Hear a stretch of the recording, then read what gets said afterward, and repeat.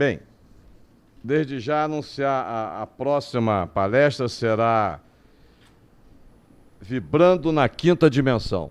Até dar uma explicação para alguns. A gente procura ser o mais eclético possível nessa escolha dos temas, né?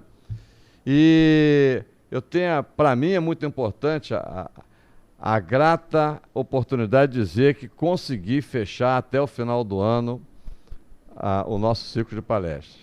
Tá? Então estão todas as palestras equacionadas, contatos, até se terem uma ideia, até em Portugal teve contato que ainda vai vir por aí. Tá? Dr. Paulo César Fructuoso, e outros mais. Então eu realmente estou feliz porque pode parecer fácil, mas não é não. Conseguir montar essa grade toda a contento é complicado. Teremos uma palestra também muito interessante a respeito dos Templários. Templários é a história feita por um camarada que é elogiado por essa palestra dentro da própria maçonaria. Então, tenho certeza que vai ser do agrado de todos. Mas a nossa próxima palestra também, com a Simone Frazão, é Vibrando na Quinta Dimensão. Eu falei porque, por exemplo, não tem nada a ver com a palestra de hoje, né? A não ser que o Vargas tenha tido alguma coisa com a quinta dimensão, a gente não saiba, né? Bem, então, para nós é um prazer estar aqui hoje. O nosso recordista, junto com o Paulo Iannuzzi, ele é o recordista de apresentações aqui no nosso ciclo. É a terceira vez que eu tenho aqui o meu amigo, o professor Walker Figueiredo. E por que eu digo que é meu amigo? Eu me tornei amigo dele através do Salgueirão, ou seja, o Coronel Salgueiro, que é um colega nosso, e eu estava me preparando para a Escola de Comando de Estado-Maior, e foi esse senhor que me ajudou a tentar devorar uma pilha, mais ou menos assim, de livrinhos para o concurso de História. Né? Claro que eu não li aquilo tudo, né? Eu fui pelo atalho, como um bom cavalariano, né?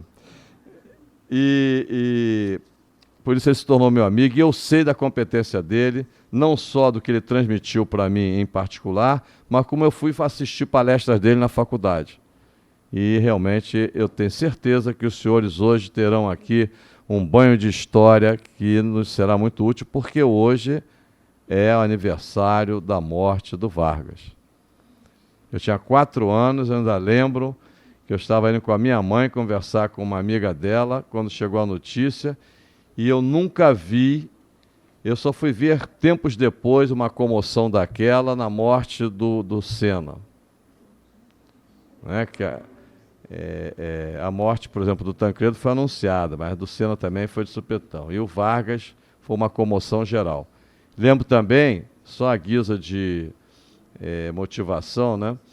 A minha avó, Dona Florips, tinha na sala uma fotografia, um quadro do Vargas. Pra vocês terem uma ideia como esse homem teve importância. Eu não estou discutindo as conotações, mas como esse homem teve importância na vida desse país. Aí ele vai falar muito melhor do que eu. Eu vou passar ali agora o currículo do professor Walker Figueiredo. Professor de História, aprovado em concurso público de provas em 1975. Então com 21 anos de idade. A partir daí ministrou essa matéria em inúmeros educandários e cursos, incluindo a aprovação para lecionar nos afamados colégios Pedro II e Colégio Militar do Rio de Janeiro. Participou da preparação de muitos oficiais do EB que buscavam aprovação no concurso da ECM. Né? É também advogado, labutando na área da defesa da educação, tendo ainda participado do nascimento do hoje conhecido advogado corporativo. É autor do livro Sonho Possível, da Obesidade à Maratona, onde descreve sua saga quando eliminou 55 quilos de massa corporal sem remédios ou método cirúrgico. Este feito o fez tornar-se palestrante de resiliência em várias instituições nacionais renomadas, como aqui no próprio clube, como na Petrobras e outros. E foi a primeira vez que esteve aqui, foi justamente para falar dessa capacidade que ele teve de se tornar um maratonista, inclusive internacional. Com os senhores, sem mais delonga, professor Valga Figueiredo.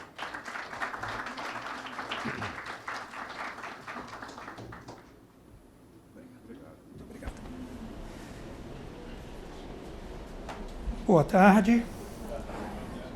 Agradeço ao Coronel Ivan essas palavras generosas ao meu respeito,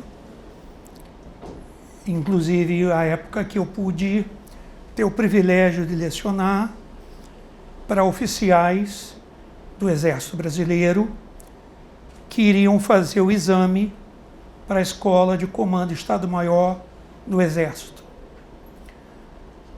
É bastante hermética a entrada de um oficial superior na ECM. E eu tive o privilégio de dar algumas aulas para o hoje nosso amigo Coronel Ivan, como ele citou também o Coronel Salgueiro, hoje que dirige a Fundação Osório, faz um excelente trabalho na educação básica e, fora desses oficiais superiores, na hierarquia militar, assim falo, eu lecionei a vida inteira preparando alunos fundamentalmente para os exames vestibulares.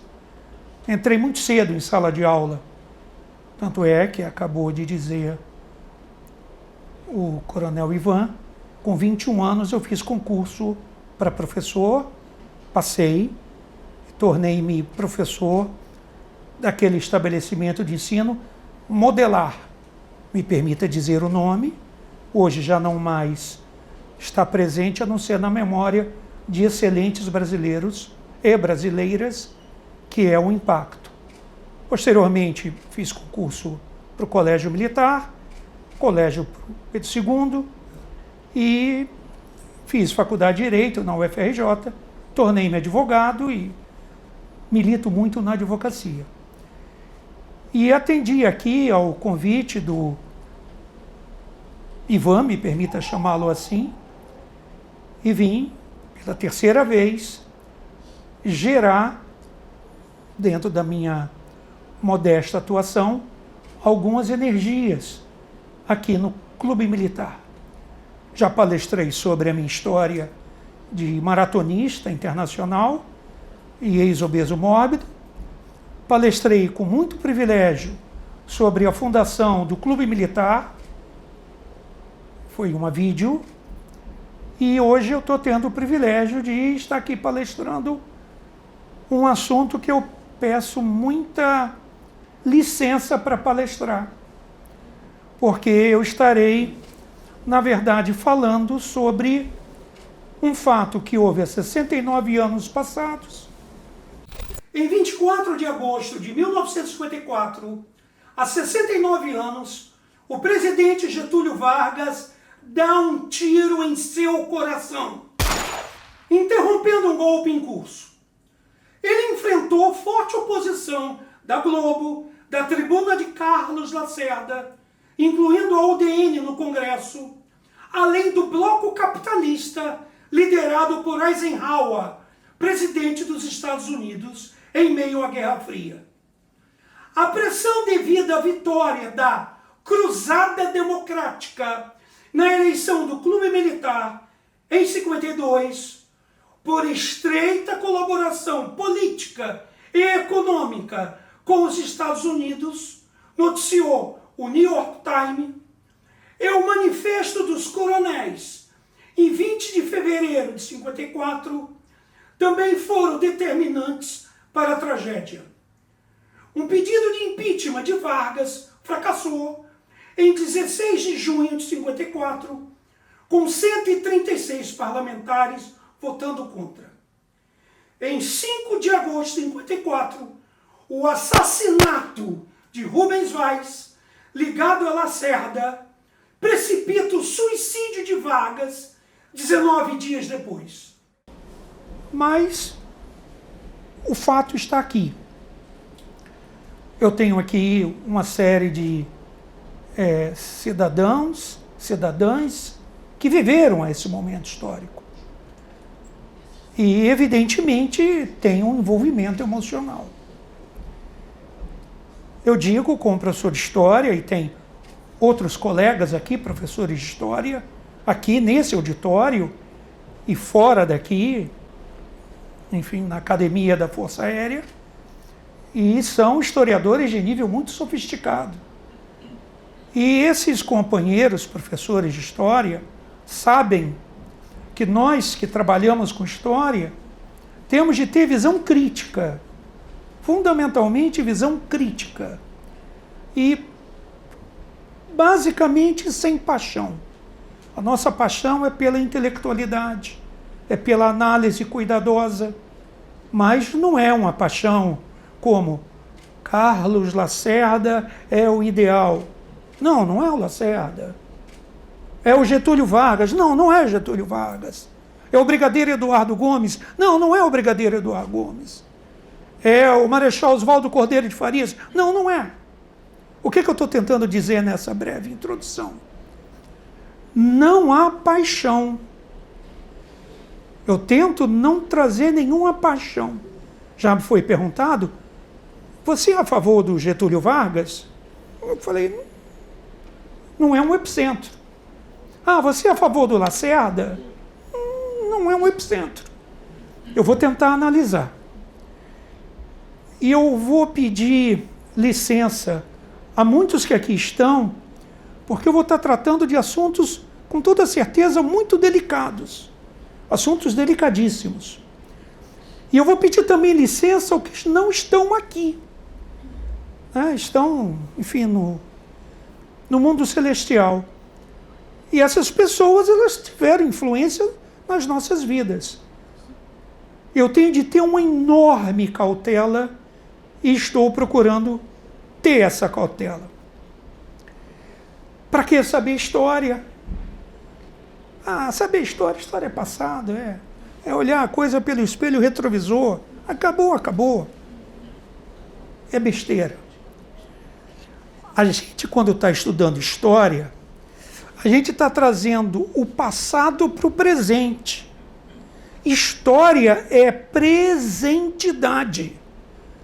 Quando eu vou falar sobre Platão, lá em Atenas, no século V a.C., eu estou trazendo Platão para cá. Quando eu vou falar sobre Maquiavel, lá na Renascença, século XVI, eu estou trazendo Maquiavel para cá. Quando eu estou falando, por exemplo, sobre o general Eisenhower, presidente dos Estados Unidos da América, na época da Guerra Fria, eu estou trazendo o general Eisenhower para cá. Para cá o quê? É para o presente. Então, um ponto central é que nós estamos indo ao passado para trazê-lo para o presente. E aí, a gente vai ter um conforto emocional enorme, porque a gente vai estar entendendo tudo. Quando você vem para o presente, você entende tudo. Quando você está passando pela Avenida Atlântica, aqui no Rio de Janeiro, e olha o monumento dos 18 do Forte, você vai entender, então foi isso. Foi isso lá que o Tenente Siqueira Campos, legal. Você já vai começando a ver. Quando você entra no prédio do Clube Militar, você, aqui decidiu a história do Brasil em várias ocasiões. Essa instituição, que é o Clube Militar, teve influência marcante na nossa história. Então eu estou trazendo o Clube Militar para cá. Eu estou tentando passar nessa breve introdução a importância de sabermos história. Isso gera um conforto. A gente fica legal. Então foi assim? Tá. Gera um conforto emocional. E aí, é claro, a gente vai decidir melhor. Eu sou a favor do capitalismo. Por quê? Aí você vai ter a história do capitalismo. Não, é o comunismo. É o comunismo? Por quê? Para quê? Aí você vai ter como é que começou o comunismo, como é que começou o marxismo, o que fez Marx, o que fez Engels. Você já vai entendendo de maneira bastante clara. E aí a gente diminui um pouco a paixão. E a gente fica tão sereno. Saber história gera serenidade. Mulheres que sabem história, homens que sabem história, são pessoas que obrigatoriamente serão mais serenas. Bom, explicado isso, vamos ver por que Getúlio Vargas, há 69 anos passados, deu um tiro no coração. Por que ele fez isso? Por que era de manhã, em torno de 8h30 da manhã? Por que ele está no Palácio do Catete, de pijama, de barba feita, senta na cama, que ele dormia no Palácio Catete, embora pudesse dormir no Palácio Guanabara, que ele senta naquela cama de casal, embora a esposa dele não dormisse com ele ali, que ele pega uma pistola e pá, dá um tiro no coração. Começa agora Setembro Amarelo. Nós estamos em agosto. Setembro Amarelo. O objetivo é evitar suicídio. Tem até, caso queiram, no meu YouTube, na minha página do Walker Advogado, tem lá uma explicação que eu dei em 10 minutos o que é o Setembro Amarelo, o que é o suicídio. Será que o suicídio que a gente está tentando dizer que o estado do Rio Grande do Sul é um estado onde tem muito suicídio? Será que os policiais, civis e militares, onde há uma alta taxa de suicídio, será que isso é igual ao que houve com Getúlio? A resposta, já me permita adiantar, é não. É não.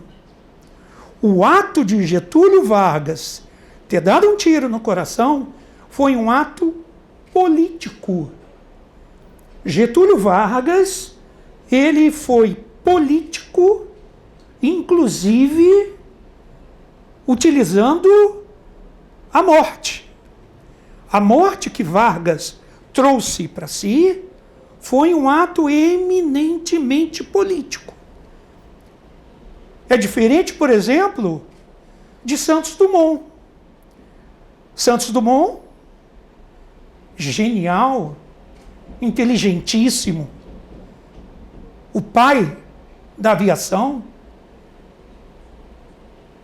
brilhante em Paris, brilhante inventor. Ele posteriormente se suicida. Pegou a gravata, se suicidou. Em São Paulo, no Guarujá, num hotel. O suicídio de Santos Dumont é algo vinculado à saúde. Ele estava com esclerose múltipla, ele estava com depressão e teve um choque. Mais ainda, em ver o avião que ele havia criado há pouco tempo, um avião sendo usado pelos paulistas e pelos governistas. Getúlio Vargas utilizou muito o avião. Na época, o major Eduardo Gomes. Esse avião militar, o chamado Vermelhinho, estava voando sobre São Paulo e bombardeando. E, além disso, fazia panfletagem no ar. Os paulistas fizeram a mesma coisa. Os paulistas tiveram o seu avião. E o seu avião também usado na guerra. Gavião de penacho. É o nome que o paulista deu aos seus aviões de guerra. Hoje, inclusive, tem em São Paulo a medalha Gavião de Penacho, que a Polícia Militar, a Força Pública de São Paulo, outorga. Então, esse choque, usando aviões, Santos Dumont viu.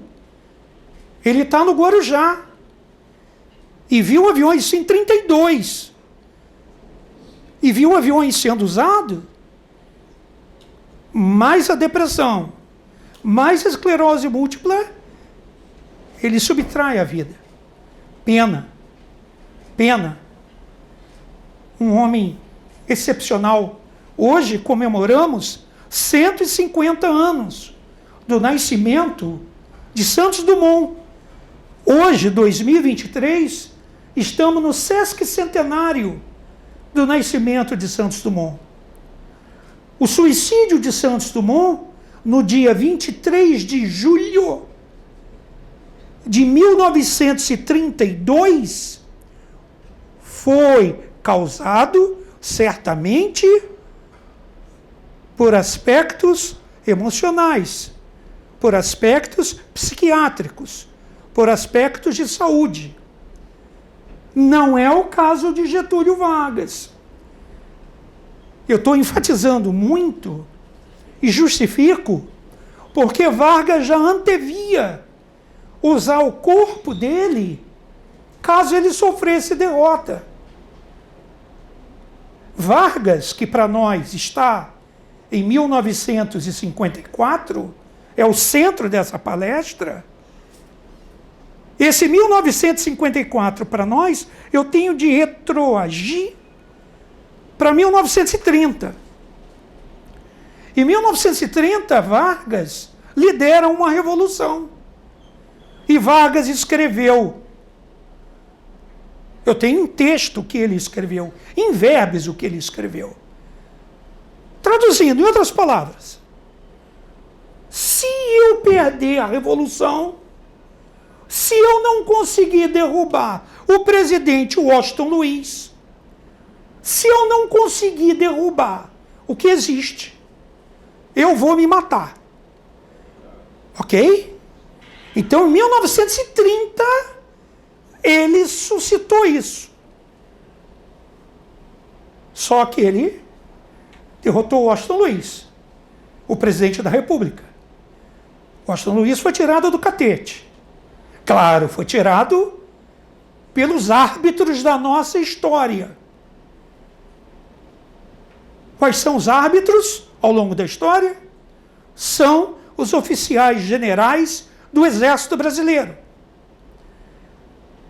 São os árbitros. Nos anais da história. A história muda o tempo inteiro. Em 1930, o general Tasso Fragoso,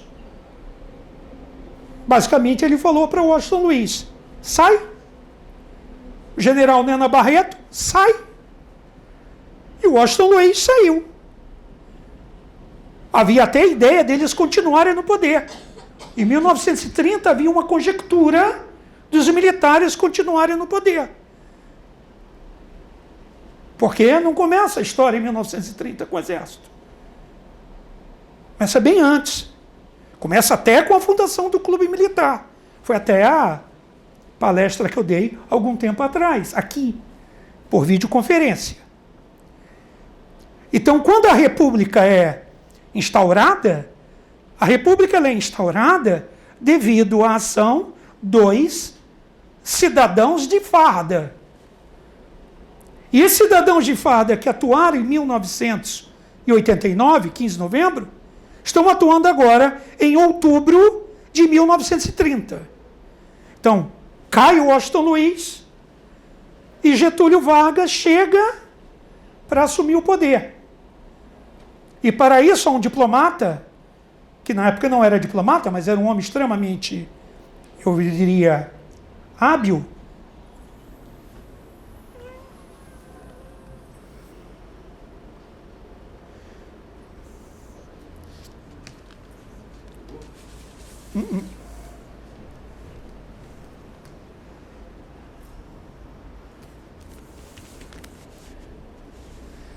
Obrigado. É esse aqui, Oswaldo Aranha. Esse aqui é um dos brasileiros mais relevantes.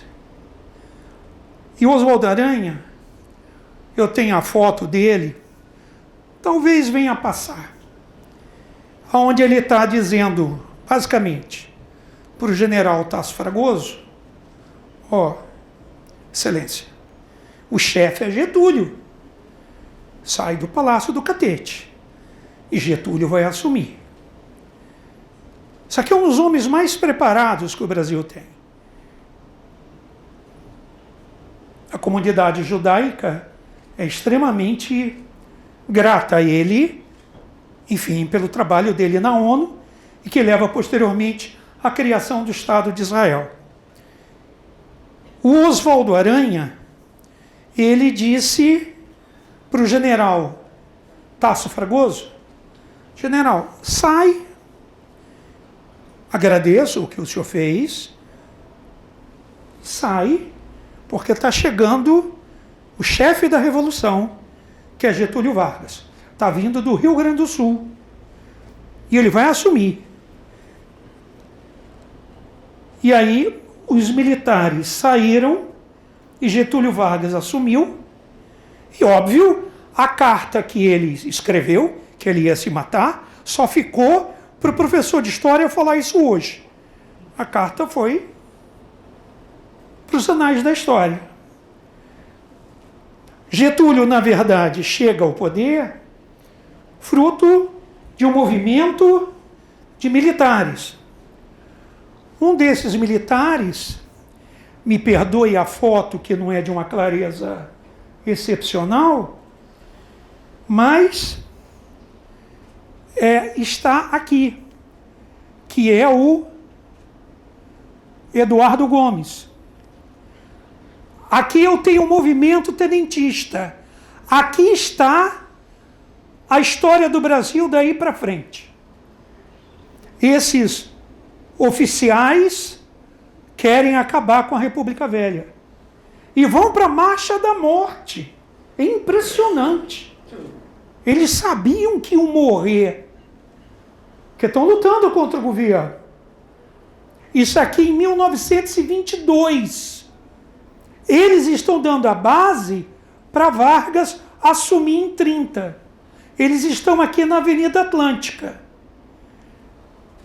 Não é à toa que o ex-presidente da República,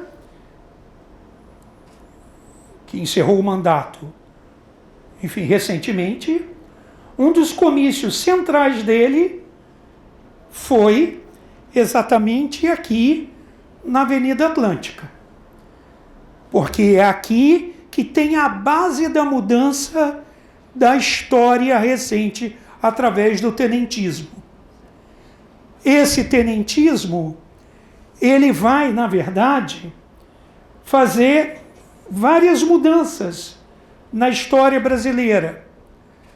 Eu estou tentando passar algum outro slide no sentido de ver a evolução do tenentismo. Quero crer a parte técnica vai nos ajudar para que a gente possa passar alguns outros slides que informe o que nós fizemos. Bom, enfim, a parte técnica já pode ir até passando na medida que eu vou falando. Aqui está esse movimento, me perdoem a qualidade, porque nós estamos num mundo muito tecnológico, onde o colorido é o que nos interessa. Mas nós somos, eu diria, complacentes. Forte de Copacabana, aqui o mapa da Atlântica e o mapa de dois brasileiros ícones. O Eduardo Gomes, ícone no Brasil e ícone na Força Aérea Brasileira, e o Siqueira Campos. Esses tenentes, em 5 de julho de 22, levantaram o forte. Por quê? Por causa do clube militar. Olha o clube militar aí. Quem era o presidente do clube militar? Marechal Hermes. E qual era a ideia? Prender esse 21º presidente do Clube Militar. O presidente Epitácio Pessoa. Vai prendê-lo.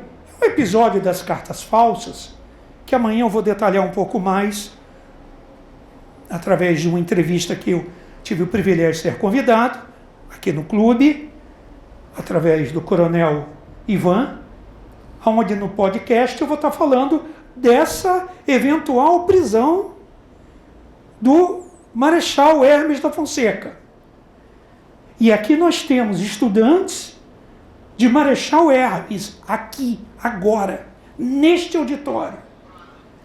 Essas estudantes de um bairro extremamente importante do Rio de Janeiro, que é o bairro de Marechal Hermes, junto à Vila Militar, este marechal seria preso em 22 de julho. Por isso, os tenentes se revoltaram. 5 de julho. Pegaram o canhão do forte e deram o primeiro tiro. Isso era de madrugada. As demais unidades não acompanharam. E aí o capitão Hermes, filho do marechal, diz: covardes. E deixaram só esses tenentes irem lutar contra o governo de Epitácio Pessoa, lutar contra a República Velha. Eles não querem mais o voto de cabresto, a eleição do bico de pena, a política dos currais. Eles querem mudar a história do Brasil. Eles querem que o Brasil seja governado por técnicos. Se você pegar o regime militar de 64, você vai ver o regime militar de 64, quando assumiu o Marechal Humberto de Alencar Castelo Branco, depois de subsequentes, colocando em prática parte do pensamento tenentista. E esse pensamento tenentista está aqui, muito nesse jovem tenente Eduardo Gomes, que foi ferido. Podemos passar, por favor? Eu pediria para os nossos companheiros técnicos passarem. Esses tenentes rodam o Brasil inteiro na coluna Prestes. A coluna Prestes, que você tem o capitão tenentista Luiz Carlos Prestes, que não é comunista aqui, não é comunista aqui, neste momento, não é. Você tem também um outro chamado Oswaldo Cordeiro de Farias, que é brilhantíssimo, um oficial general que decidiu muito da história brasileira. Está aqui o livro, Meio Século de Combate, diálogo com Oswaldo Cordeiro de Farias, onde um dos objetivos é que os militares tivessem intelectualidade, que os militares conhecessem a história do Brasil. E o Cordeiro de Farias está aqui na coluna. E esta coluna é reflexo do tenentismo. Esse tenentismo vai dar tudo para nós chegarmos ao suicídio. Eu estou pavimentando o raciocínio para chegar no suicídio. E nós vamos entender. Me permita, eu não vou cansá-los muito. Pelo menos eu estou tentando. Mas eu preciso de pavimentar o que trouxe Vargas ao poder. Nosso pessoal da técnica, se puder passar o outro, eles não queriam, outro slide, obrigado, eles não queriam a manutenção do voto de cabresto. Isto aqui é um coronel da terra, esse coronel da terra jogando cabresto para controlar as eleições. As eleições eram fraudadas e os tenentes não queriam isso. Os tenentes queriam acabar com a fraude eleitoral que havia, com voto de cabresto. E aí, além dos tenentes, parte da elite paulista cria o Partido Democrático. É a oligarquia de incidente. Então me permita dizer para essa atenta plateia, para esse atento auditório, que Getúlio Vargas chegou ao poder em 30 por essas três forças. Quais são as três forças? Tenentismo, oligarquia rural dissidente e pequena classe média constitucionalista liberal. São esses três segmentos que um historiador norte-americano chamado Thomas Skidmore escreveu no livro, que de tanto eu ler o livro ele está meio, eu diria, sebento, né? Já é um sebo, felizmente. Eu tenho uma biblioteca significativa, que desde que eu, antes de pisar na faculdade, fui comprando livro. E compro livro, compro livro, compro livro, compro livro, e adoro. E hoje vou dar livro de presente. Hoje, quando nós terminarmos aqui, eu vou sortear um livro de presente. E que essa, enfim, assistência vai levar. Livro é fundamental. Livro é fundamental. Está aqui. Thomas Skidmore, Brasil de Getúlio e Castelo. Ele coloca uma coligação heterogênea que fez a Revolução de 30. Repito, professor é repetitivo. Legal. A gente aprende no magistério. Ensinar é ensinar e repetir, repetir, repetir, repetir. O que eu vou repetir? Quem fez a Revolução de 30? Tenentismo, oligarquia rural dissidente, pequena classe média constitucionalista liberal. E nós temos aqui, diria, essa oligarquia dissidente, que faz o voto de cabresto. Só que alguns já não querem mais o voto de cabresto.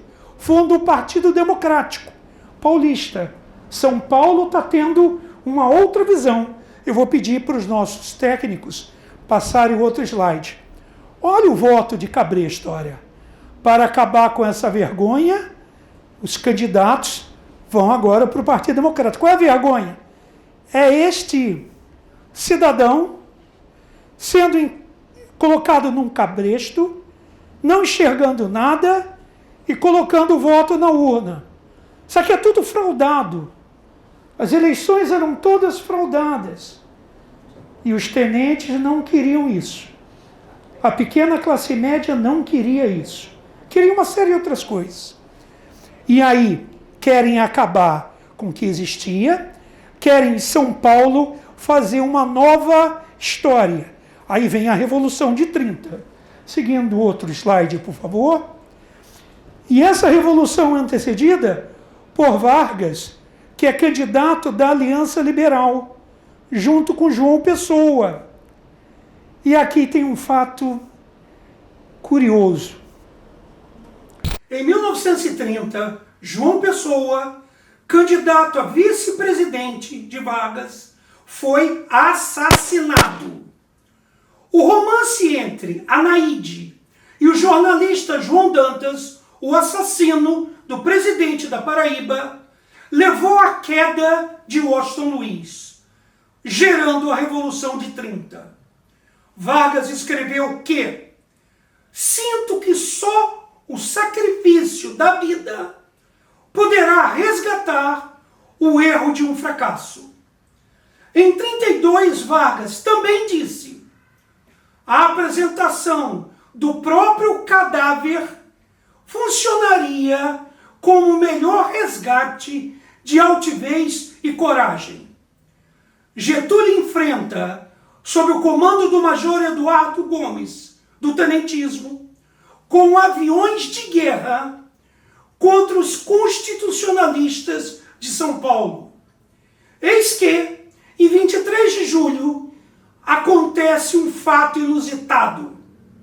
O pai da aviação, Santos Dumont, comete suicídio. Explico essas histórias no Clube Militar, dia 24 de agosto de 2023. Junte-se a mim. Sou Walker Figueiredo, professor de História. vem para o clube. O João Pessoa, ele é o presidente da Paraíba. E ele tem um rival dele, chamado João Dantas. E o João Dantas é um advogado, é um jornalista, tem uma namorada. E essa namorada, ela é jovem. E ela é extremamente linda. Ela ganhou o concurso de beleza. Anaíde é o nome dela. Professora de coisa que a gente chama jovens e adultos. Poetisa. E tem uma relação muito próxima com João Dantas. O João Pessoa manda invadir a casa dele, vasculha e pega as cartas de amor, pega desenhos e divulga. O João Pessoa quer aniquilar o João Dantas, que inclusive é vinculado a um coronel que lidera a Princesa, um município da Paraíba, que quer a emancipação da Paraíba por um problema tributário, tributação do algodão. E aí o João Dantas, quando viu a vida dele na imprensa, dele e da namorada,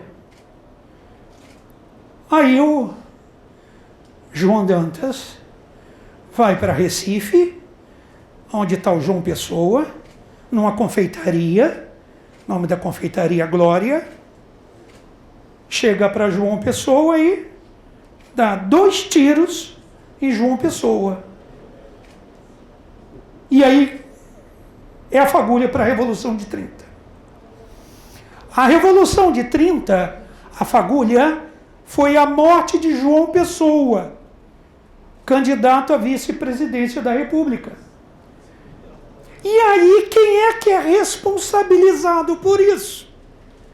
Um fato da Paraíba que envolveu uma história de amor entre Anaíde, mulher brilhante, inteligente, linda, como de resto, me permita dizer, todas as mulheres são, né? Particularmente a minha, né?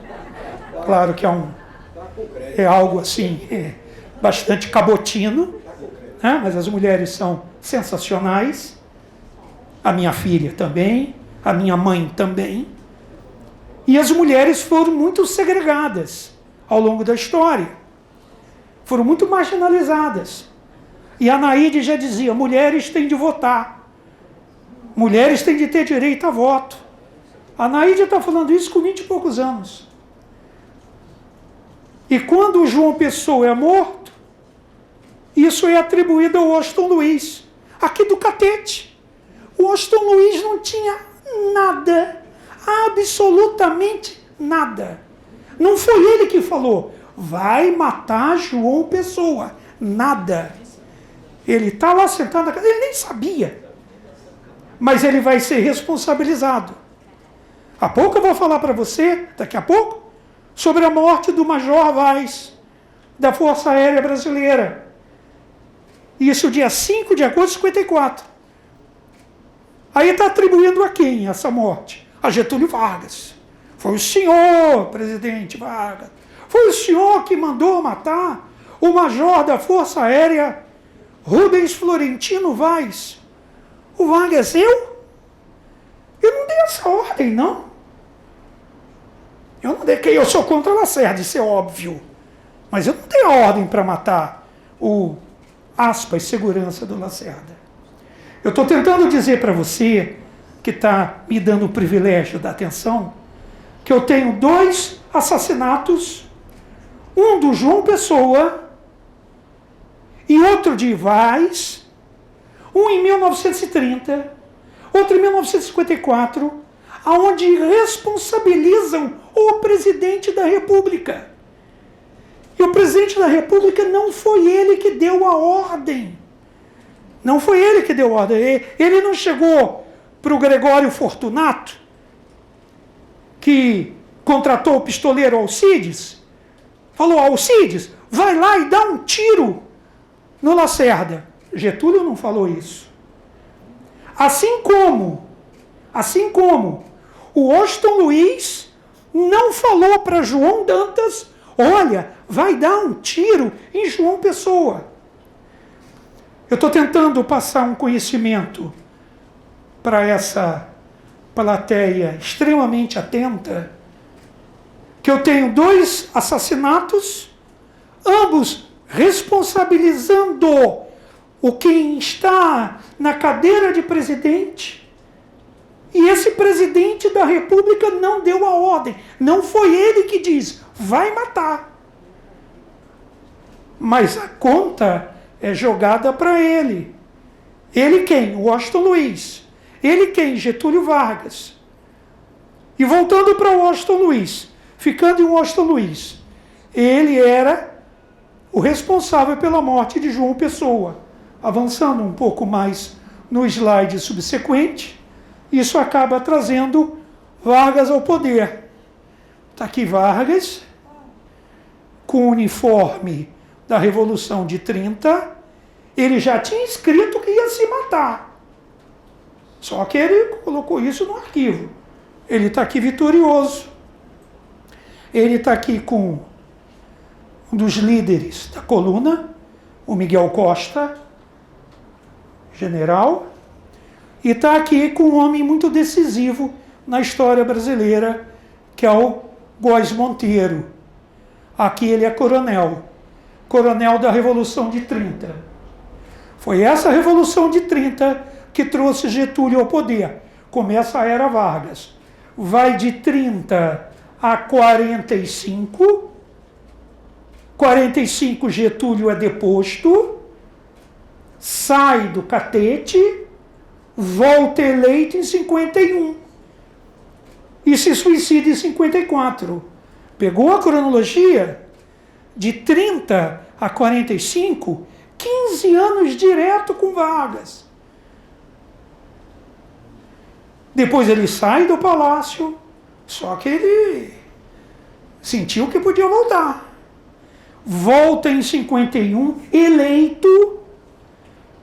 Ele tem um enorme apoio das massas, ele tem um enorme apoio dos trabalhadores, ele faz um conjunto de leis, primeiro com Lindolfo Collor, lá no início dos anos 30, e depois quando ele outorga a CLT, Consolidação das Leis do Trabalho. Conforme há pouco falei, eu sou advogado.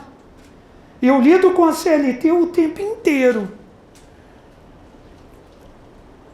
Há vários operadores do direito que, quando militam na área do direito trabalhista, têm de trabalhar com a CLT. E aí Vargas passa a ser líder do Partido Trabalhista Brasileiro, o PTB. Esse Vargas vai aqui criar uma nova força política, que são os trabalhadores urbanos. Chegou ele ao poder em 30, vamos continuar avançando, pedindo para o companheiro da técnica passar o outro slide. E olha para onde eles vêm. Eles são os gaúchos. Sabe onde é isso aqui? Cinelândia. Ótimo. E aqui pertinho. A gente passa ali toda hora e nem olha. Isso aqui é o Obelisco. Nós estamos aqui na Avenida Rio Branco.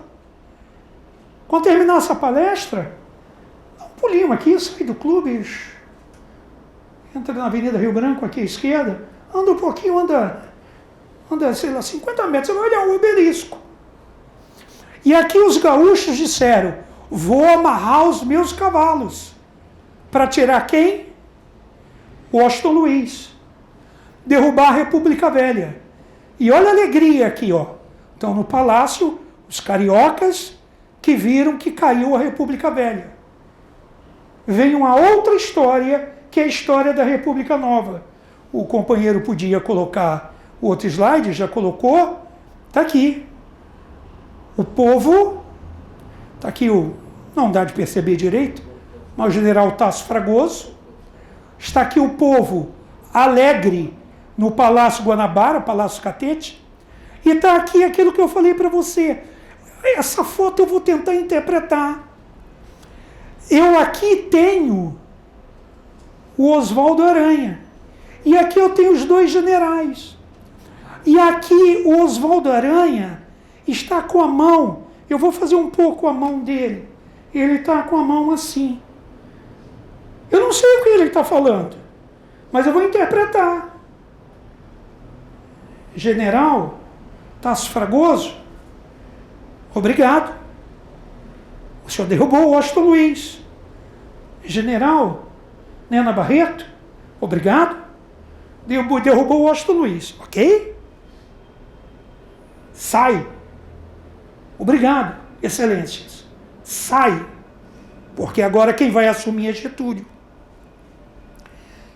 Esta foto aqui, ela é decisiva. Pena que é pequenininha e pena que está com pouca nitidez. Mas eu tentei interpretar e a atenta plateia com certeza já assimilou. Vargas está assumindo o poder em 30. Pediria para o nosso companheiro da técnica passar outro. O Washington Luiz está indo embora. Aqui, quem conhece o Forte Copacabana, conhece esse espaço aqui. Eu já dei, inclusive, palestra lá no Forte. Privilégio enorme palestrar para oficiais do Exército Brasileiro. Privilégio enorme. E lá no auditório do Forte, lindo, eu dei uma palestra e quem vai aqui no Forte conhece aqui.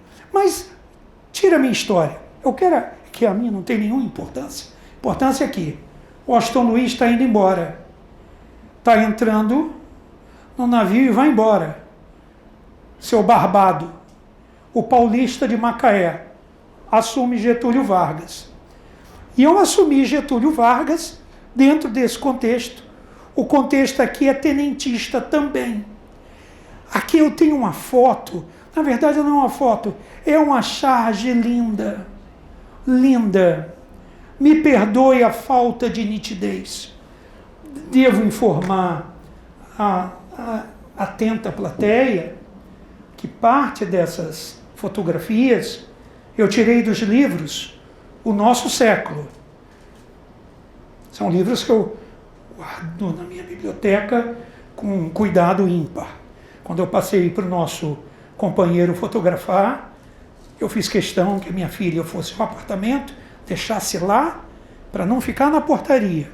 E depois a minha esposa foi lá, pegou, devido à raridade que é essa obra. Na verdade, são vários volumes.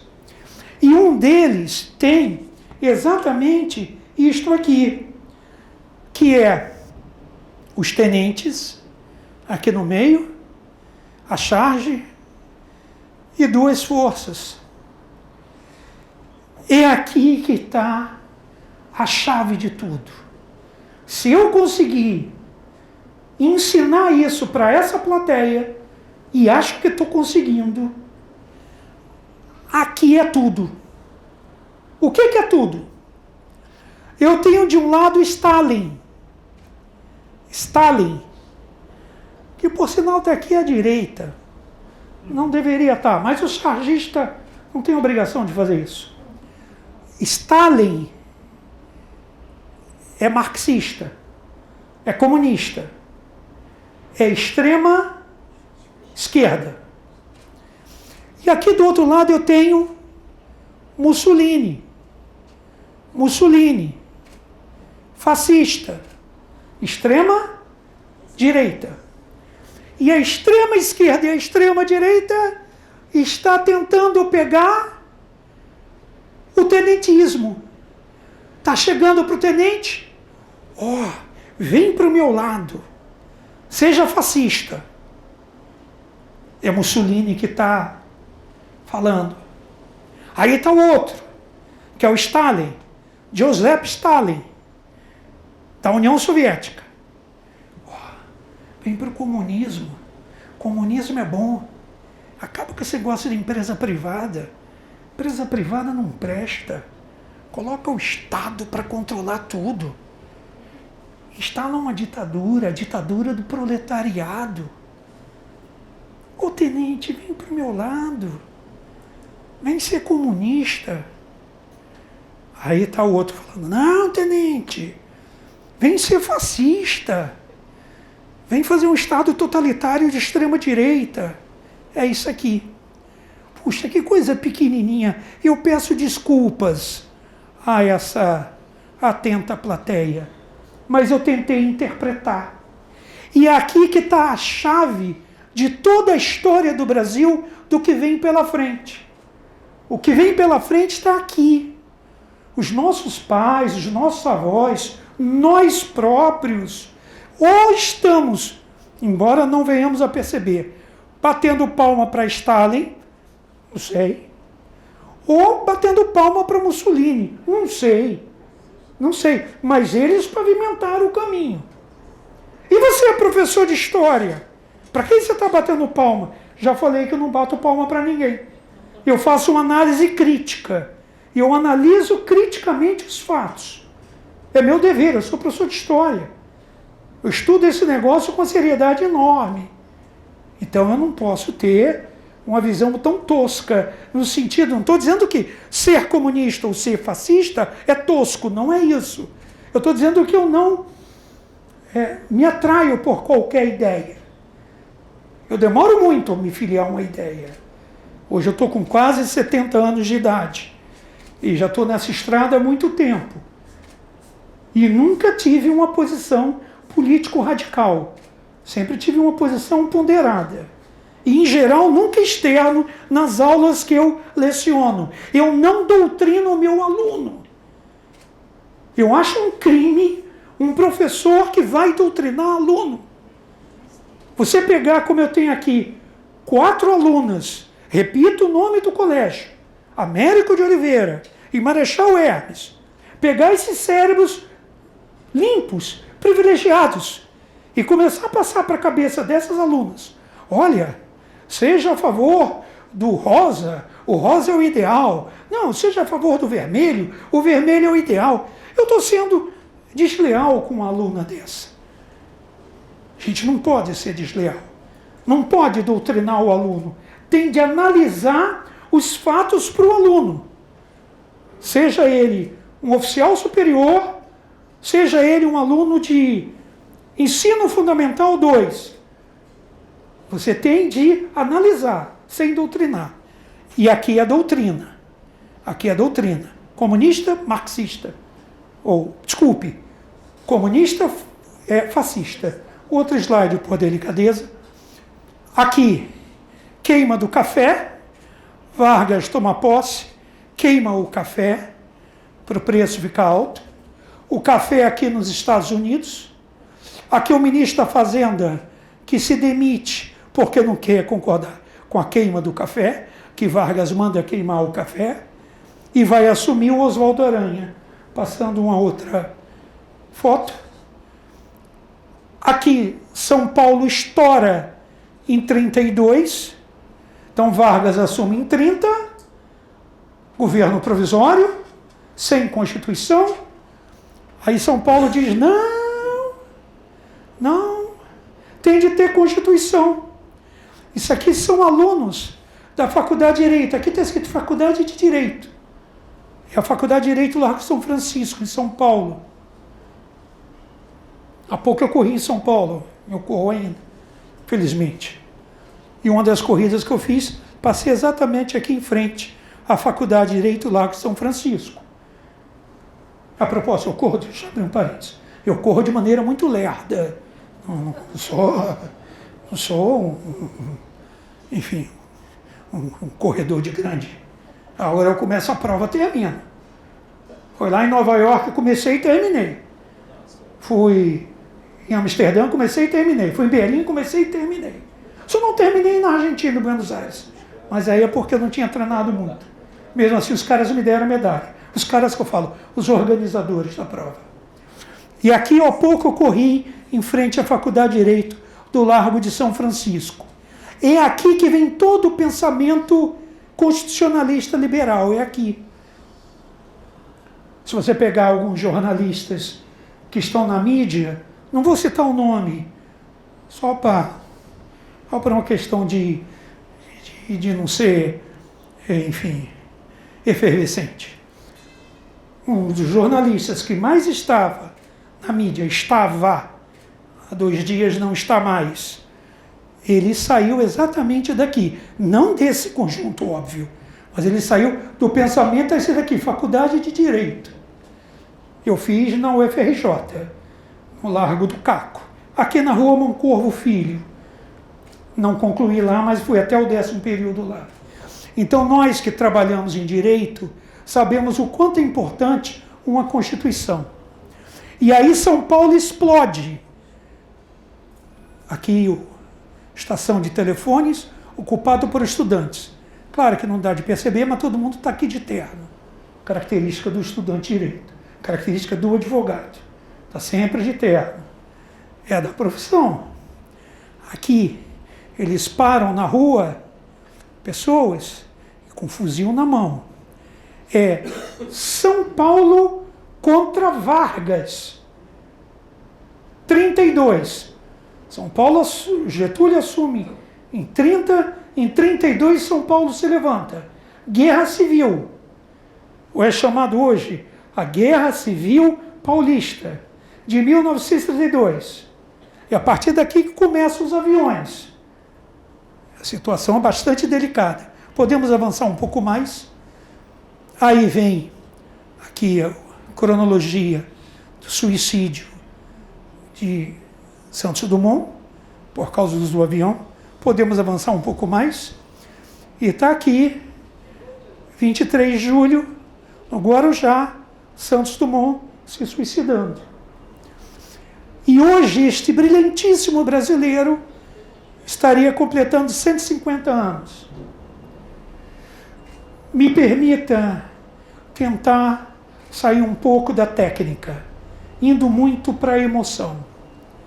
Este é um brasileiro brilhantíssimo. Nós devemos nos orgulhar dele. Rico, muito rico, muito dinheiro que o pai dele deixou para ele, e ele usa tudo isso para criar o avião, e acaba criando 14 bis. E ele é Santos porque ele é brasileiro, e Dumont porque o pai dele é francês, mas ele ama o Brasil. Tanto é que o primeiro avião dele, o primeiro balão dele chama-se Brasil. Ele ama o Brasil, me permita dizer, eu não gosto de me exemplificar, assim como eu amo o Brasil. Todas as provas, quando você, por acaso, queira pegar a minha vida, quando eu termino com a bandeira do Brasil na mão. Eu estou vibrando. Corri 42 quilômetros. 42 quilômetros. Corri lerdamente, hein? Sou lerdo. Uma tartaruguinha. Mas tô lá. Tô lá. E todo mundo que passa, no caso dos Estados Unidos, go Walker, go Walker, go, go, vai Walker, vai, corre. Os norte-americanos batendo palma, os alemães em Berlim batendo palma, os franceses em Paris batendo palma, e tá lá essa tartaruguinha correndo. Se eu falo isso para o meu treinador, ele me estrangula. Ele me chama Dr. Walker. Dr. Walker, você não pode se desvalorizar como você se desvaloriza. Você está dando o máximo que tem. E este máximo é também correndo em Paris, a terra do Dumont. E o Dumont, ele é Santos, que a mãe dele é brasileira, vem de Portugal. Vem inclusive na esquadra da família real. E este brasileiro, se pudéssemos indicá-lo por um prêmio Nobel, deveríamos indicá-lo. Ele é ímpar. E ele não gostou da invenção dele sendo usado na Revolução. E aí ele acaba se suicidando, o Santos Dumont. Vargas fica no poder, conforme eu já falei, 32, 33, 34, vem a Constituição, continua. Em 37 ele dá um golpe de Estado, vem uma ditadura violentíssima, que eu não vou detalhar essa ditadura, porque não faz parte da nossa palestra, é a ditadura do Estado Novo. É uma barbaridade. Matam gente que até hoje nós não temos registros. Parte, inclusive, aqui, próximo ao edifício da Avenida Central. É uma coisa violentíssima. Mas, como não é objeto da nossa palestra, eu não vou mergulhar. É a ditadura do Estado Novo. Só que Vargas é mostrado como ditador fofinho. Fofinho. Vargas está sempre sorrindo. Sempre sorrindo. O sorriso do velhinho. Sempre sorrindo. Ele fica com a ditadura de 37, apoiado por Góes Monteiro e por Dutra, e vai até 45. Em 45, os mesmos que apoiaram tiraram do poder. A FEB voltou da guerra, a Força Expedicionária Brasileira voltou. A FEB falou: que paradoxo, nós vamos lá para a Itália para derrubar o fascismo, derrubar o nazismo, e aqui no Brasil a gente tem um regime semelhante. A Força Aérea Brasileira, recém-criada, os caças, o tenente-coronel Nero Moura, Santa Apua, fez N operações na Itália para combater o fascismo. E aqui Vargas é semelhante. Aí quando os militares voltam, inclusive voam aqui, na Rio Branco, o tenente-coronel Nero Moura, pilotando o avião, junto com os demais companheiros, passam ali na Praça Mauá, em frente ao prédio, à noite, alto, e entram pela Avenida Rio Branco. Os aviões caça passando pela Rio Branco. Os senhores estão ouvindo barulho? Estou falando uma metáfora. Está passando aqui, está passando em frente de nós, os aviões. Eles passam aqui rasante, entram na praia do Flamengo e vão lá para o campo dos Afonso. E esses militares falam: não está certo, né? A gente lá quase morre na Itália e aqui tem uma ditadura. Vargas, sai! Sai, Vargas! Sai da presidência! Vargas perdeu o apoio do Exército. Perdeu o apoio de Góes Monteiro, perdeu o apoio de Dutra. E aí ele vai embora. Mas ele diz: ele voltará. Ele foi embora, mas ele diz: eu vou voltar. E aí já estou quase chegando no suicídio dele. E aí ele faz tudo para voltar, sorrindo, e ele volta eleito em 50, eleito em 50. Quem que vota nele? São os trabalhadores. O nosso amigo Ivan acabou de dizer que na casa dele tinha uma foto do Getúlio. Se eu perguntar aqui, vários. A avó tinha. Getúlio é um líder da classe de operários. Ele é chamado de pai dos pobres. E aí começa a dar problema. Ele vincula-se a uma pessoa que todo mundo está com receio. Ele não se vincula, mas está todo mundo com receio. Ele vai estar vinculado a Perón, Juan Domingo Perón da Argentina. Perón com justicialismo, justiça social mais nacionalismo. Vai fazer uma ligação Brasil-Argentina. E aí a República Sindicalista vai crescer. E está aí Vargas voltando ao poder e já já ele vai cair. Quero crer, a gente pode quase ir para o último slide. Pediria ao nosso companheiro que passasse. Ele acaba se suicidando. Já sabemos que não é razão emocional, é razão política. Quando ele se suicida, está aqui o Goulart, que era o vice dele, que os coronéis do exército não viam com bons olhos. Ele queria dar um aumento de 100% do salário mínimo. Aí os coronéis e majores disseram, 100% do salário mínimo? Uma pessoa sem qualificação vai ganhar mais do que um segundo tenente do exército? E você não aparelha o exército? O exército está sem aparelhamento? A Escola Superior de Guerra, os tenentes, estão já tendo uma posição contra o presidente Getúlio. Está aqui, Cordeiro de Farias, comanda a Escola Superior de Guerra, posição contra Getúlio.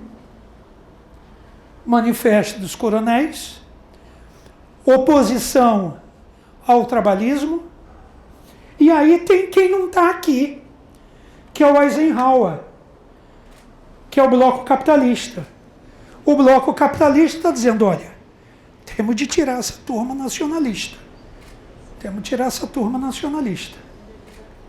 Então, o bloco capitalista não concorda com a política de Vargas, não concorda com a política do Perón. Então, a oposição, o petróleo é nosso, vai ser criada a Petrobras.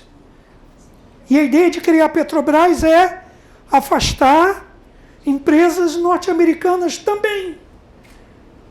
Há uma linha aqui no Clube Militar, uma linha de um nacionalismo forte. E esse nacionalismo vai lá para a Petrobras. Dentro desse contexto, há toda uma política para derrubar Getúlio. E vem o crime da Rua Toneleiros. Quando vem o crime da Rua Toneleiros, o vídeo que eu gravei mostra. O Major Rubens Vaz morre.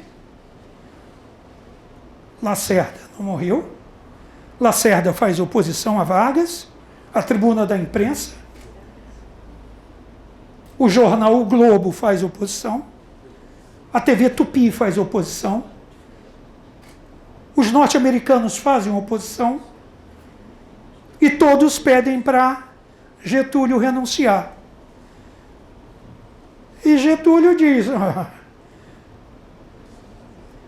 eu só saio daqui morto.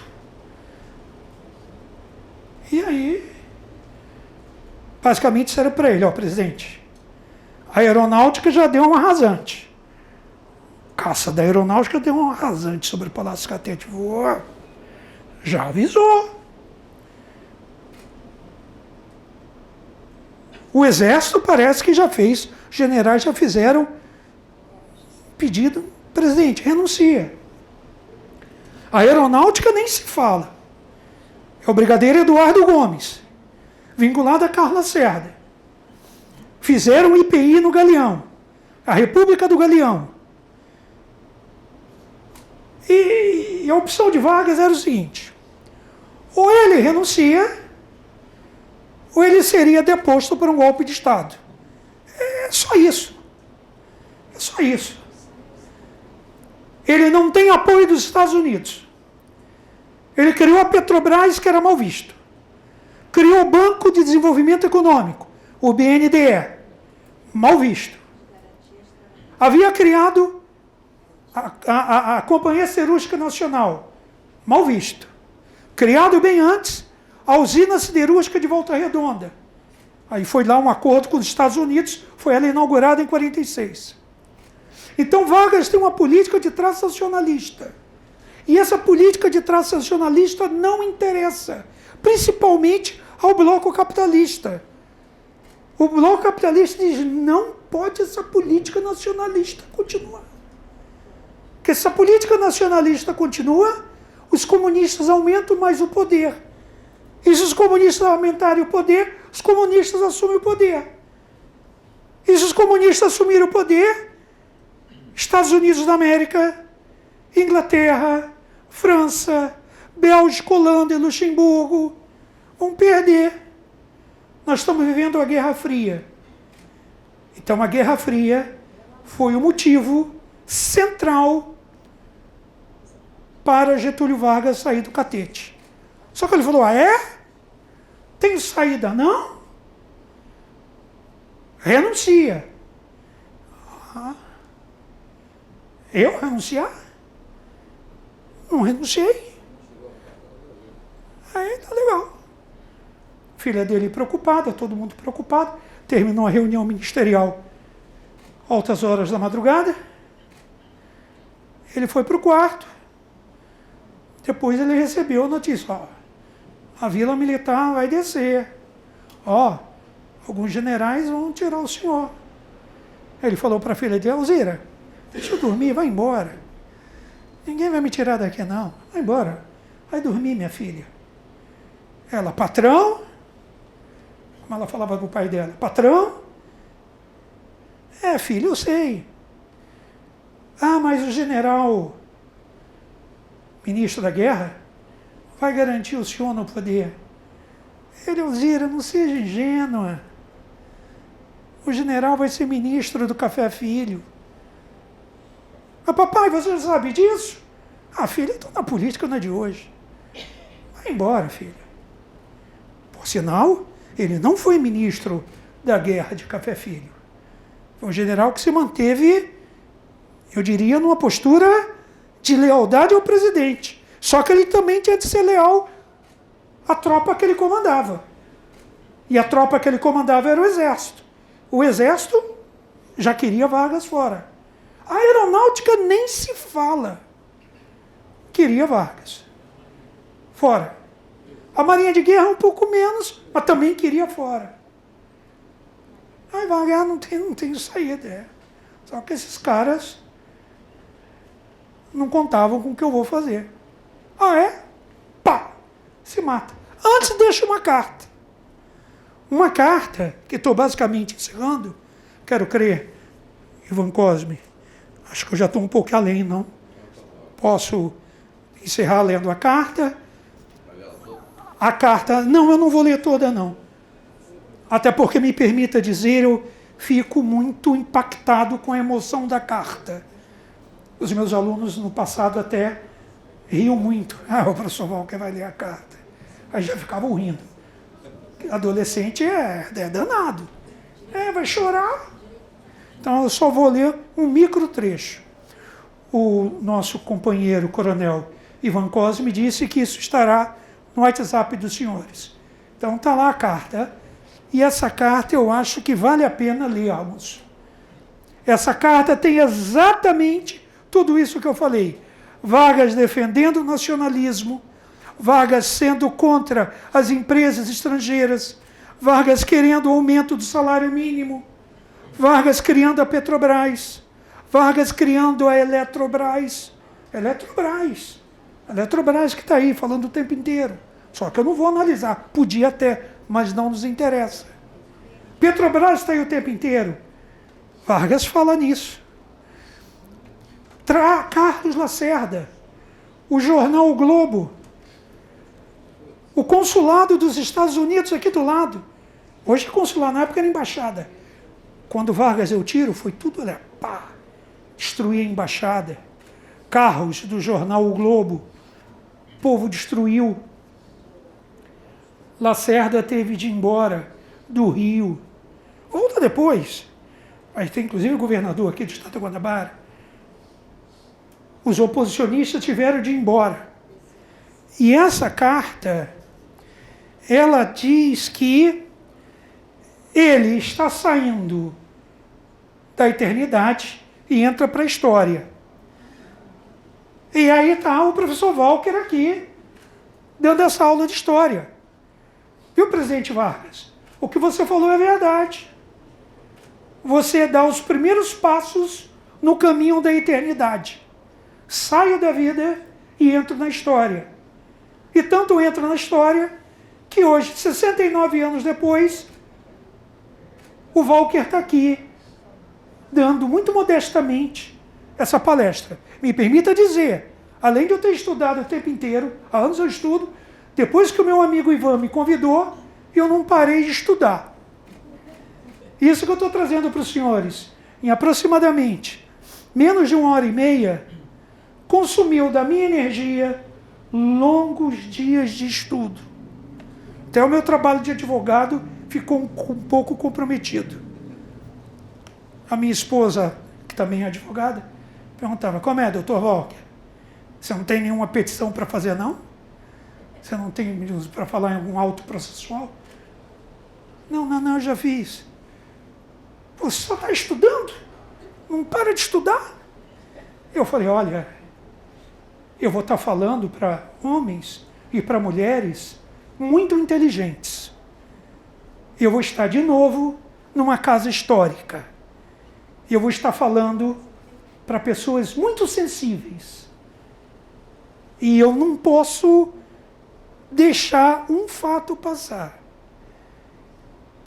E parte do que eu estudei está num livro aqui, que eu vou dar de presente. O livro está todo fechadinho, hein? Todo fechadinho aqui, que eu comprei para trazer para dar de presente. O livro é o final do governo Getúlio. É do jornalista Lira Neto. Está aqui, Getúlio, 1945, a volta pela consagração popular ao suicídio. Esse livro é sensacional. Na verdade, eu li esse livro nesse novo negócio sensacional que é o Kindle. Então, eu coloquei aqui no Kindle e pá, direto. E aí eu falei: não, eu vou dar de presente a esses companheiros que estarão lá no auditório e com a paciência enorme, quase 1h e pouco, ouvindo esse professor de história e advogado, embora que eu não fiz basicamente nenhuma colocação jurídica, só fiz colocação de natureza de história. E concluo, Coronel Ivan Cosme, plateia, dizendo que, sem ler a carta, não estou lendo a carta por razões emocionais. Ué, tu não falou que você é crítico? Que você vê as coisas de visão crítica? Por que não lê a carta? Lê a carta em casa você. Lê sozinho em casa a carta. Lê. Duvido que quando você lê a carta todinha, você pode dizer: demagogia. Mas pouco provável. Fala: caramba, um ser humano sofreu pra caramba. Um ser humano sofreu. E outros seres humanos sofreram. Isso aqui é história pura. Isso aqui é a nossa emoção. É a nossa vida. A nossa vida está aqui também. Nesse homem que serenamente deu os primeiros passos no caminho da eternidade. Ele saiu da vida e ele entrou na história. Só que ele não sabia que a história seria contada muito microscopicamente no clube militar. Estou encerrando, agradecendo enormemente a atenção dessa plateia magnífica e passando para o nosso coronel comandante, Ivan. Coronel, muito obrigado.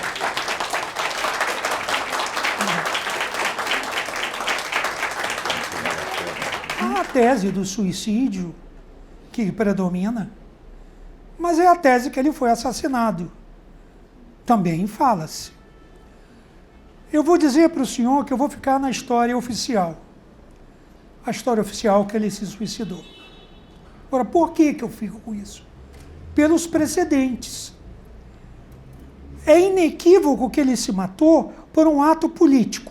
Isso é inequívoco. Não há controvérsia. Ele fez isso para desarmar o Carlos Lacerda. Ele fez isso para desarmar o Afonso Arinos de Melo Franco. Ele fez isso para desarmar o jornalista Roberto Marinho. Ele fez isso para desarmar o general Eisenhower. Ele fez isso para desarmar o bloco capitalista que queria derrubá-lo. Então, todos os indícios mostram que foi um ato político. Embora a sua pergunta ela é excelente, porque traz a tese que ele foi assassinado. E eu não tenho essa versão historicamente fundamentada. Eu tenho, inclusive, que ele já havia dito que ia se suicidar. Em 30 e em 32. Se o senhor quiser, eu leio até os trechos da carta, aonde ele fala, ó, se eu cair do cavalo, eu me mato. Isso em 30. Não uso essas palavras. Estou sendo até muito raso em falar assim. Em 32 ele falou, se esses paulistas me derrubarem, eu me mato.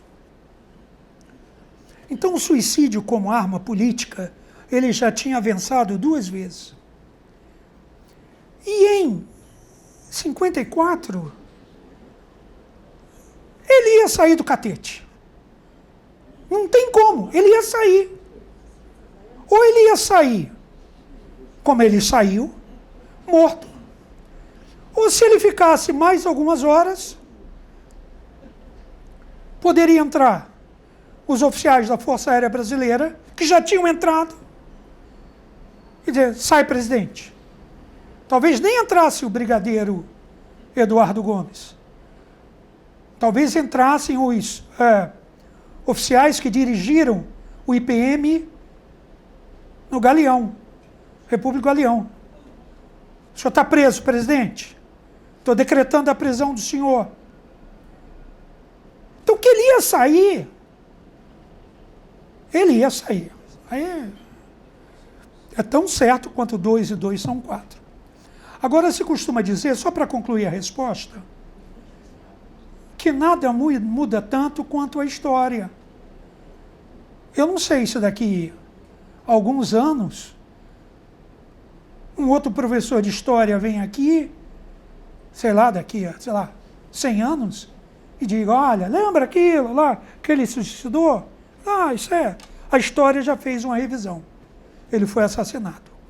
Mas só para concluir, não ser muito longo na resposta. Hoje eu não acredito nessa hipótese do assassinato. Hoje o real que eu tenho, eu sei o que a Ivete Vargas falou, a sucessora do PTB, que perdeu inclusive a sigla do partido. Mas eu não vejo essa possibilidade. Eu pego a Celina, neta dele, dizendo, olha, eu tenho orgulho de ser neta de Vargas. E ele foi muito forte, ele se matou. Então os indícios emocionais e políticos levam ao suicídio. Embora essa pergunta que o senhor fez, e eu agradeço, talvez possa ter uma resposta diferente daqui uns 100 anos, não sei. Obrigado pela pergunta.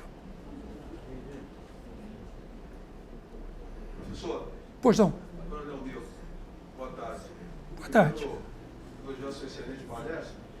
E o senhor falou aí do Machado Zanoni da Costa, que era ministro da Guerra. Ministro da Guerra do Getúlio Vargas, em 54.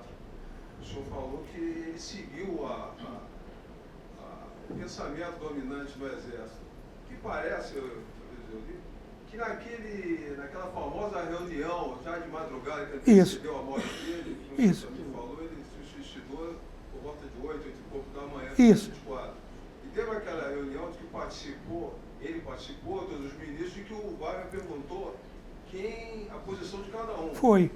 Foi isso? Foi. Tá. E o Zé Lopes da Costa, segundo Costa, disse que ele ficou meio que em cima do muro. Tá certo. É isso? É isso. E foi criticado pela Alzirinha, pela Alzira. Foi, perfeito. Na própria reunião, Foi. disse que ele era fraco.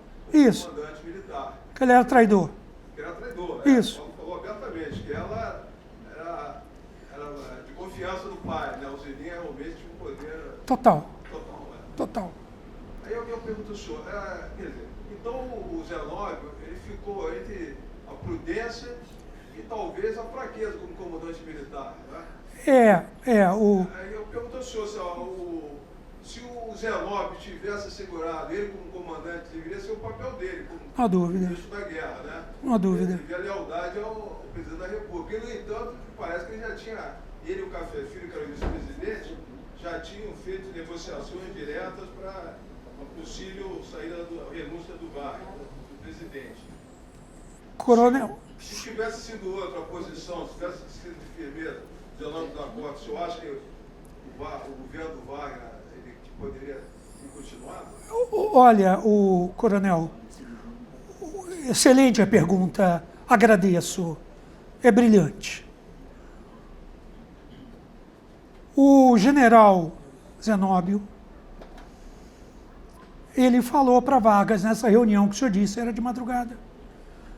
Falou, olha, presidente, os generais da vila já assinaram para o senhor renunciar. Mas eu resisto. Ele falou, eu resisto. Só que esse eu resisto, isto é, eu estou do lado do senhor, que é presidente da República. É o meu comandante em chefe. Eu vou resistir. Mas a situação não está branda. Eu vou extrapolar um pouco, coronel, a sua excelente pergunta, e vou dizer o seguinte. Se o general Zenóbio tivesse resistido, haveria, com toda certeza, um choque entre o Exército Brasileiro e a Força Aérea Brasileira. Isso é inevitável. Haveria, com toda certeza, um banho de sangue. O Palácio do Catete e as ruas do Rio de Janeiro e de outras capitais iam entrar quase que numa guerra civil. O Zenóbio, embora tenha sido, eu diria, um retrato da época, dizendo que é leal e resiste, mas dizendo que ele não tem condição de resistir,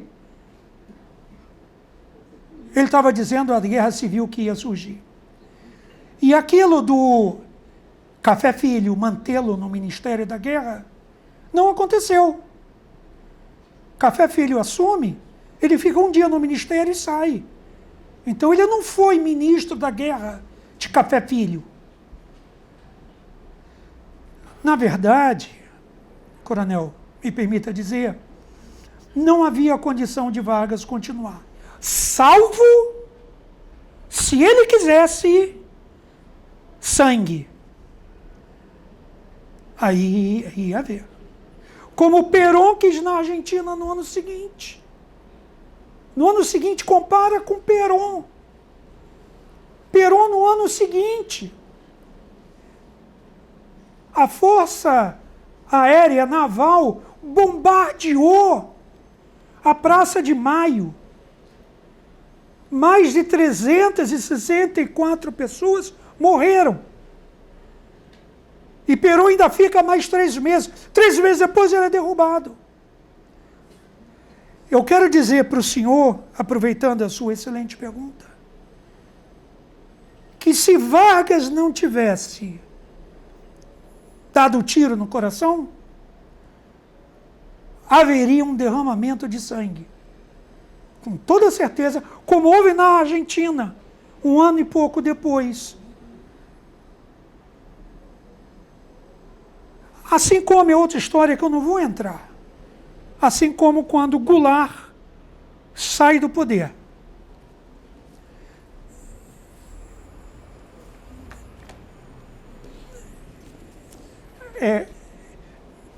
Perdoe a interrupção.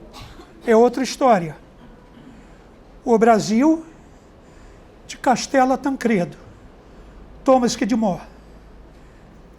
Quando Goulart renuncia, ele renuncia. Quando Goulart não resiste, é porque Goulart talvez pensou, pô, Getúlio, 10 anos antes não foi embora, para não haver derramamento de sangue.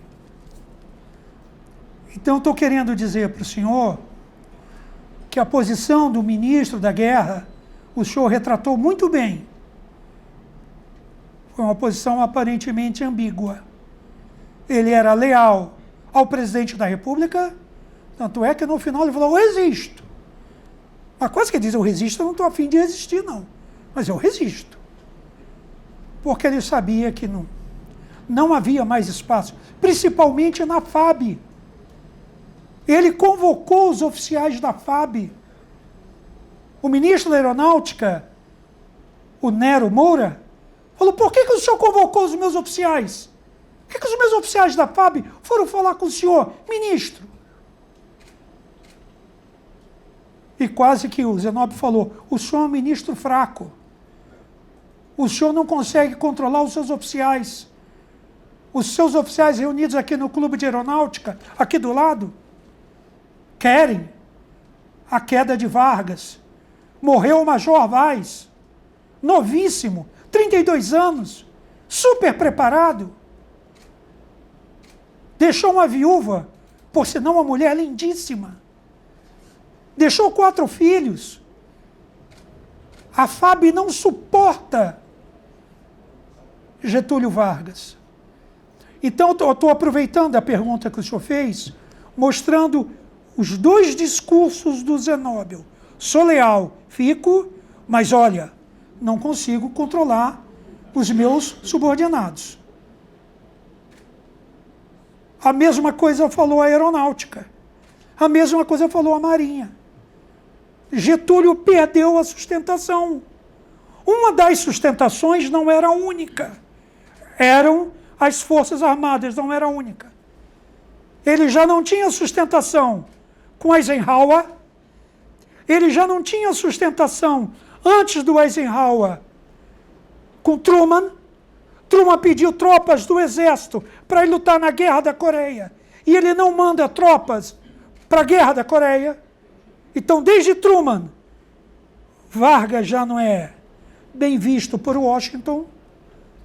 Então, concluindo a resposta, ele ficou sem sustentação. Ele não tinha sustentação. Ele podia querer resistir. E se ele resistisse, sangue, sangue, sangue, sangue. Veja a Argentina. Se nós pegarmos os filmes da Força Aérea Naval Argentina, bombardeando a Praça de Maio, em março, e o Perón não cai. Aguenta mais 3 meses. 3 meses depois ele cai. Então eu diria que a história de Vargas foi diferente da história do Perón. O Perón caiu em 55, depois de muitas mortes. Vargas caiu em 54. E a morte foi a dele. E de algumas outras pessoas, inclusive, morreram. Morreram mal mesmo. Acho que eu respondi a pergunta do senhor. Me perdoe que a resposta foi longa, mas é uma resposta. Não sei, teríamos mais alguma outra? Por favor, só uma sugestão. O senhor volte a outra oportunidade, porque a Vargas é muito rica. Claro. O senhor falou aí, tocou no assunto do Nero Moura, muito interessante. E uma correlação da situação da aeronáutica, do poder que ela assumiu nessa época. O Nero Moura era tenente-coronel. Isso. Foi o único não oficial general que foi intendente de uma força armada durante todo o período. O senhor tem toda a razão. O senhor tem toda a razão. É tenente-coronel, exatamente. Só porque ele era o piloto de Vargas. O piloto pelo grupo de caça. Piloto, e também lá na Itália, a Santa Pua, a aviação de caça foi brilhante. Os nossos oficiais da Força Aérea Brasileira e as praças lá na Itália foram brilhantes. É para a gente bater palma. E um dos comandantes, o comandante era o major, na época, Nero Moura, que hoje é o patrono da aviação de caça. E essa aula, essa palestra, me perdoe falar, está sendo assistida agora por um antigo aluno meu, que hoje é historiador, é coronel da Força Aérea Brasileira, leciona na AFA, História Militar, Cláudio, e ele com certeza está bastante, eu diria, e alguns outros oficiais que estejam lá assistindo essa nossa palestra, estão vendo que nós estamos colocando a aviação de caça exatamente onde ela deve estar, em relevo. E o relevo foi lá na Itália. E por isso que o Nero Moura, embora tenente-coronel, foi ministro da Aeronáutica, porque Getúlio não queria nomear o Eduardo Gomes. Até o Eduardo Gomes recusou. Ele recusou. Mas isso, conforme o senhor já falou, é motivo de uma outra aula, perdoe-me, outra palestra, estou saindo um pouco do formato da palestra. Mas caso queira, eu estou à disposição. Também, se quiserem me mandar alguma dúvida pelo meu e-mail, WhatsApp, eu estou disponível. Respondo com imenso prazer. Teria mais... Quando você passou a manchete da Revolução de 30, na manchete dizia que tinha 18 tenentes e um civil. Esse civil, de alguma forma, ele foi relevante ou ele foi simplesmente resgatado durante a Revolução, ou ele teve algum ponto importante de ser destacado na própria manchete, no título dela? É, genial, genial. Viram? Ouviram? Ouviram quem perguntou? Foi uma aluna de ensino médio. Uma jovem. Provavelmente ela deve ter 16 anos de idade. Ou 17. 16. Ela confirmou que tem 16. Viu? É isso aí.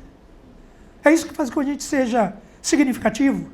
Ela saiu de lá junto com os colegas dela e junto com a professora aqui presente. Para estar aqui.